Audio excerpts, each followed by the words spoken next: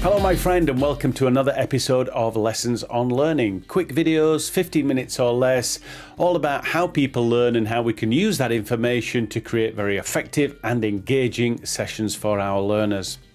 One of the first obstacles that we come across as educators is planning out and timing the delivery of our content. And unless we do this, it's very easy for both us and our learners to get lost and to start running out of time, and it all goes a little bit pear-shaped. Well, one of the things that we can do is start to organize our content in a logical and sequential way so that it becomes very easy to plan out what it is that we're going to do. In this video, we're going to share with you a very quick and simple method that you can use to do just that. Let's get started. You may have already come across something we call the power of threes. I like to call it the magic power of threes. I don't know what it is when it comes to communication or messaging, but there's something very magical about the number three or groups of threes. If you think about the amount of speeches or phrases or well-known sentences that contain three words or three items, there's something very memorable and very powerful about three. If you think about storytelling, which is a really effective way to teach, so many stories contain three of something. There are three blind mice. There weren't two musketeers, there were three musketeers. And of course, who can forget Charlie's Angels? There were three of them. And I think it goes a long way to talk about the power of threes when you remember how many countries have got three colours in their flag. So there really is something very satisfying about doing things in threes. Maybe because we live in a three-dimensional world, I don't know what it is. But when it comes to teaching, the magic power of threes is definitely something to consider. So when it comes to planning your content, the first step is to organize your content. A lot of people start planning before they've actually organized exactly what it is that we're going to plan. So in this video, that's really what we're going to look at first. Organizing our content using the magic power of threes so that when we do move on to a timed agenda, we've got something to work with. So the first thing I want you to do is to try and organize your content into three main points, three bullseyes, or as I like to talk about them, three main headlines. Now I know you're going to say, oh Chris, I've got so much more content, I can't just pick out three. You're not wanting to pick out three, you're wanting to group it together in threes. So you might have A, B, and C, or you might have A, B, C, and D, or you might have 1, 2, 3, and 4. So it doesn't matter if you've got more subject headings or more things that you want to cover, but see what you can do to group them together into three main items. What are three main headlines that you can come up with? So I'm going to be pretty strict on that, and I'm really going to hold you to that. 1, 2, 3 main points. If you want, it might be worth pausing the video and having a think about that. Think about all the stuff you know, and can they somehow be grouped together so that they make three headlines?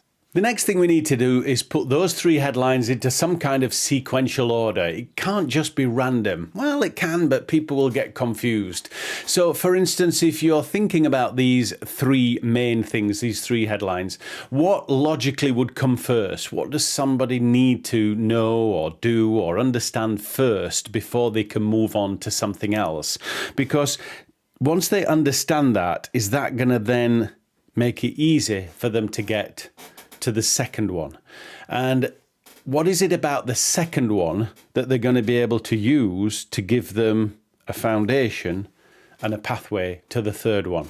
So it's really important that they go into some kind of sequential order and they're not just too randomized.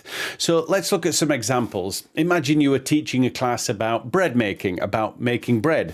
So the first big headline might be all about mixing the dough and kneading it and all the rest of it. The second headline might be about proving it, allowing it to rest and rise and that kind of thing.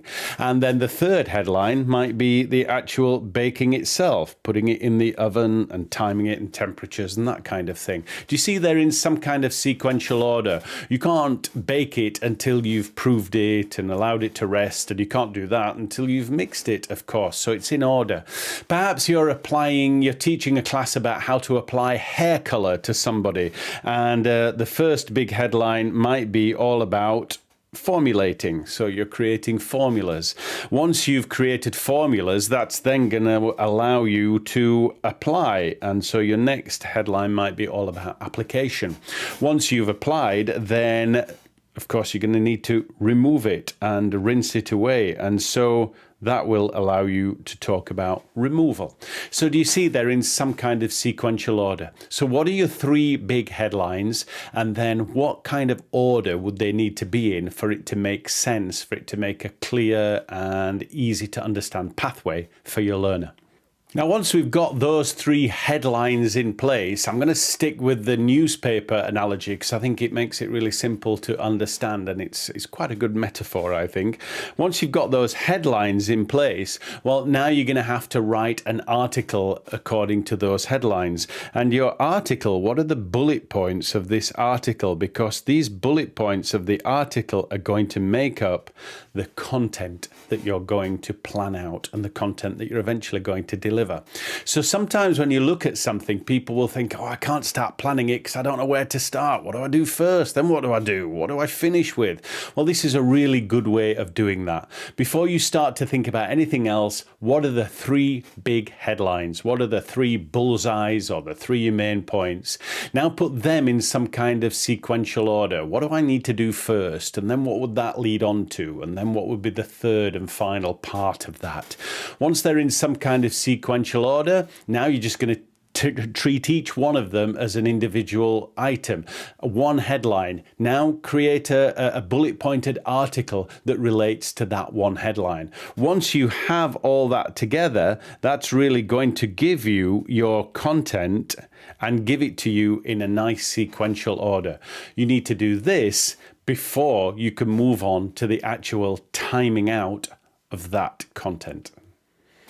So there you have it, my friend, using the magic power of 3 to organize your content in order to be able to plan it out. Look, I hope you've enjoyed this video. If you found it useful, please hit the like button, make a comment.